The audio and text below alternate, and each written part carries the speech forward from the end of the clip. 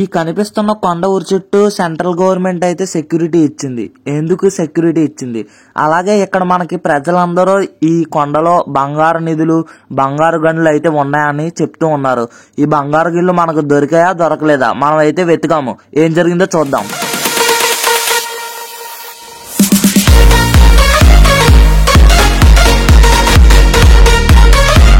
Hey shining guys, welcome back to our channel Nokesh daddy. I am your నోకేష్.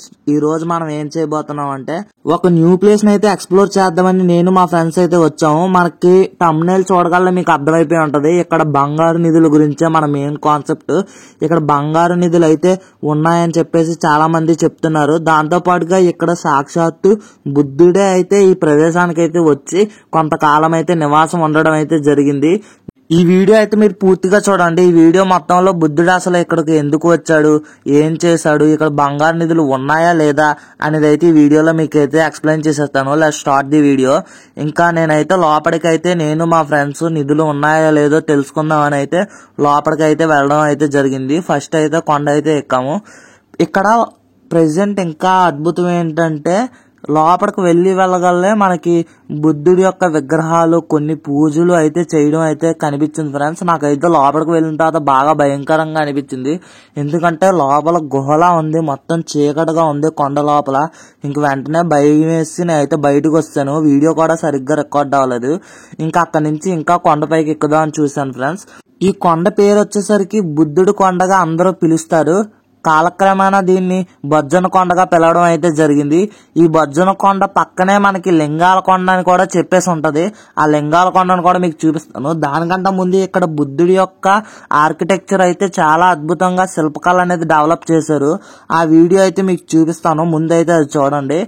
ఇక్కడ బుద్ధుడి యొక్క architecture, శిల్పకళ అయితే చాలా అద్భుతంగా అనిపించింది. కింద ఒక దారి, పైన ఒక దారి అయితే ఉంది. అలాగే బుద్ధుడి పైన ఒక ఆర్చ్ తో కూడా మనకి వివిధ రకాల విగ్రహాలు అయితే ఉన్నాయి.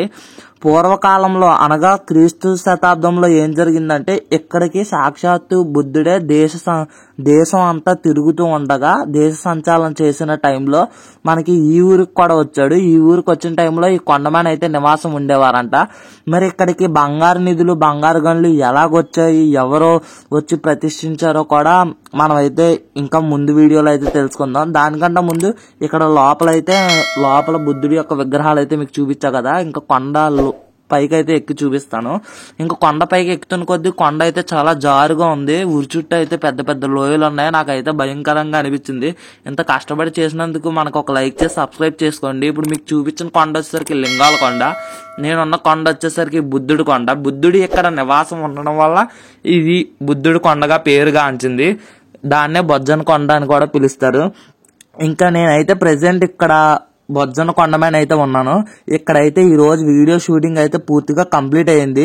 నిధుల కోసం కూడా వెతకడం అయితే జరిగింది. ఎక్కడున్నాయి ఏంటనేది బంగారు నిధుల కోసం. మనం ఆ లింగాల కొండకు కూడా నేను వెళ్ళి వీడియో తీయాలంటే మన ఈ వీడియోకి అయితే నాకు సపోర్ట్ చేసి మన ఛానల్లో అయితే లైక్ చేయండి. ఈ వీడియోకి నాకైతే 500 లైక్స్ టార్గెట్ ఇస్తున్నాను. ఈ లైక్స్ టార్గెట్ ని కంప్లీట్ చేస్తే నేను మీకు ఆ లింగాల కొండ కూడా వెక్కి అయితే దాన్ని ట్రక్కింగ్ అయితే చేసి చూపిస్తాను. ఇది చేయడానికి మా ఫ్రెండ్స్ కూడా నాతో పాటు సపోర్టివ్ గా వచ్చారు. బట్ అయితే కొన్ని క్లిప్స్ మిస్ అయ్యాయి. అందువల్ల అయితే ఇంకా నేను అది చూపించలేకపోయాను. ఇంకా అయితే వీడియో అయితే స్టార్ట్ చేసేద్దాం. నేనైతే ప్రెసెంట్ బొజ్జన కొండ పూర్తిగా పైకి అయితే ఎక్కాను. అక్కడైతే ఇంకా వివిధ రకాల చూసారా చిన్న చిన్న కొండలుగా కనిపించాయి. ఆ చిన్న చిన్న కొండలు ఎందుకున్నాయో కూడా తెలీదు. అందుమేనైతే పూర్వకాలంలో బుద్ధుడితో పాటు తపస్సు చేసే వ్యక్తులు ఉంటారు కదా, ఇందు మీద కూర్చొని అయితే ధ్యానం చేసేవాళ్ళంట. ఇంకా దాంతో పాటు ఇక్కడ వివిధ రకాల దిమ్మల్లా ఉన్నాయి. ఇది ఏంటో తెలియదు కన్స్ట్రక్షన్. ఇప్పుడు మీరు చూస్తున్న కన్స్ట్రక్షన్ అంతా మేము పైకి పూర్తిగా కొండ మీదకి వచ్చేసిన తర్వాత ఇక్కడ ఈ వీడియో అయితే షూట్ చేస్తున్నాం. ఇక్కడ ఈ విధంగా అయితే కూర్చోడానికి దిమ్మల్లా అయితే ఉన్నాయి. ఇక్కడ పూర్వకాలంలో బుద్ధుడితో పాటు కూర్చొని పీఠం మీద ధ్యానం చేసుకుంటూ ఉండేవాళ్ళంట.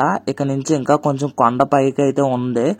మేమైతే అది కూడా మీకు చూపిస్తాం. పక్కన పొట్టలు కూడా అటు ఉన్నాయి. ఇక్కడ వచ్చేసరికి పైన అయితే చూడడానికి ఇలాగుంది. ఈ ప్రదేశాన్ని వచ్చేసరికి ఆ హోల్లో రాళ్ళు ఇసురుతారు. అక్కడ పైనుంచి ఆ పైన మీకు కనిపిస్తున్న కన్నంలో అక్కడ మనోడు నించుని దగ్గర నుంచి రాళ్ళు లాంటి విసరడం అయితే జరుగుతుందంట. ఈ కిందనంతా మనకి ఎత్తుకాము, అంటే బంగారు నిధులు ఎక్కడైతే కనబడలేదు, అయినా సరే మేము సెర్చ్ చేసాము, ఇంకా కనిపించే లేదో కూడా మీకు వీడియోలో చెప్తాను.